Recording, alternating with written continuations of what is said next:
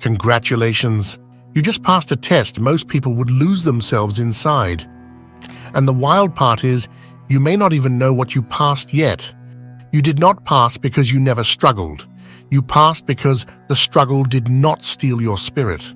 But now you need to understand what the test actually was, because once you see it clearly, you will realize it was there all along.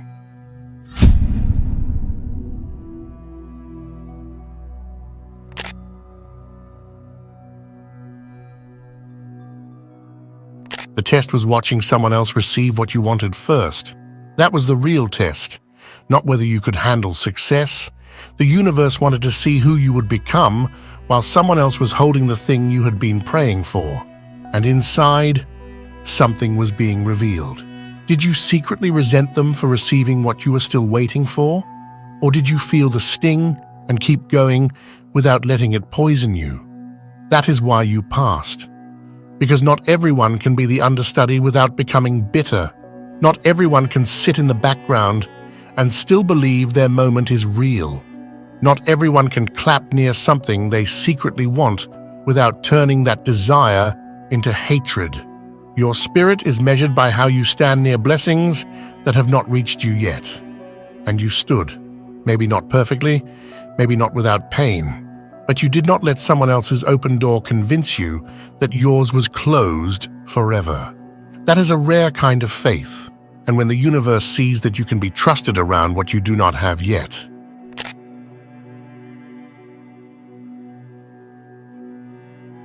The universe does not plant hungers, it has no intention of feeding.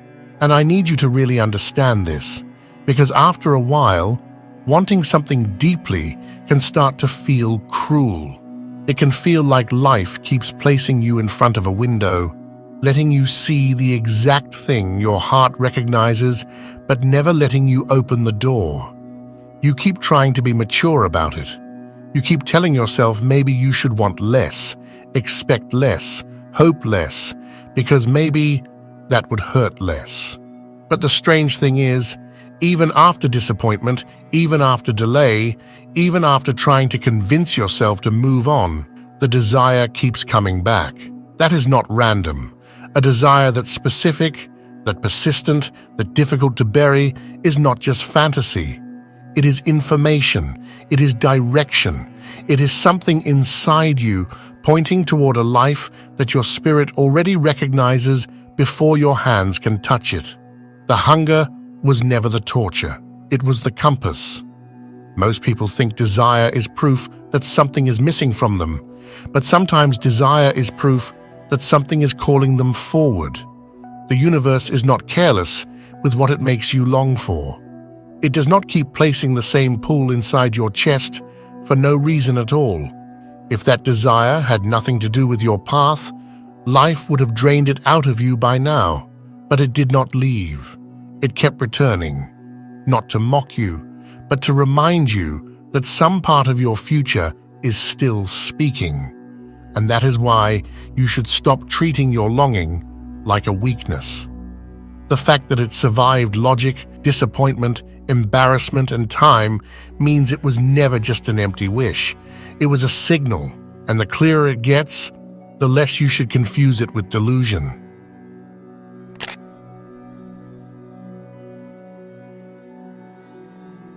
Your first knowing was not the problem. The problem was that you could not afford to trust it yet. That is what this whole season has been teaching you. You had moments where something in you already knew.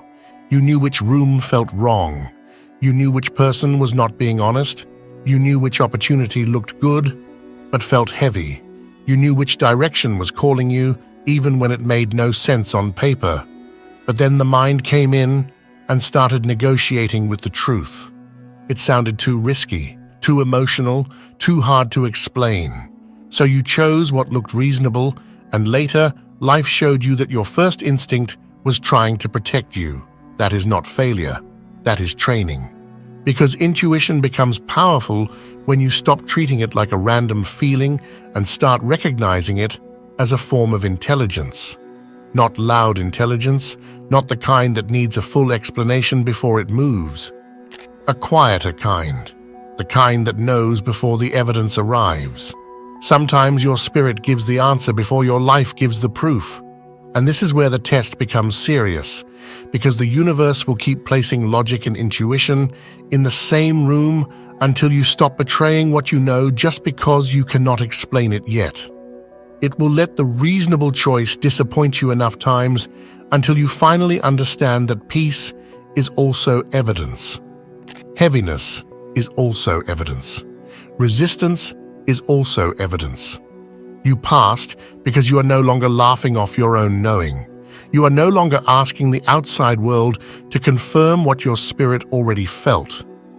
And once a person reaches that point, they become very difficult to mislead because they stop needing a disaster before they believe the warning.